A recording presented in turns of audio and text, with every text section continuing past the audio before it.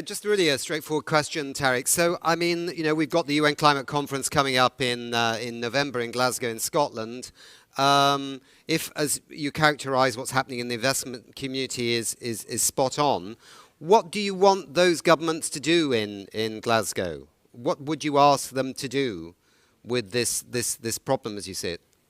I think that the most important thing that can happen in Glasgow is a fundamental rethinking of a set of economic narratives that have dominated Western democracy since the 1980s. That narrative tells you that free markets solve all problems.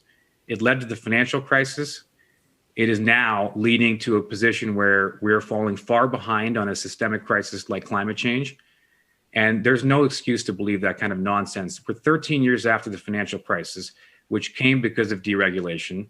They've fixed very little of the underlying problems in the system. You've seen large family offices and other banks and other situations, or even in the last month, that are potentially endangering the system. And at some point, the politicians have to realize that every competitive sports game needs referees.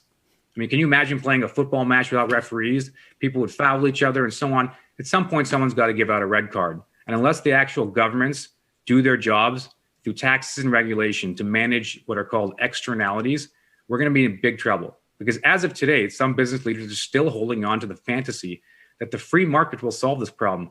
And I actually think that that's morally reprehensible as a position to hold decades after we've known that climate change is the greatest market failure in history.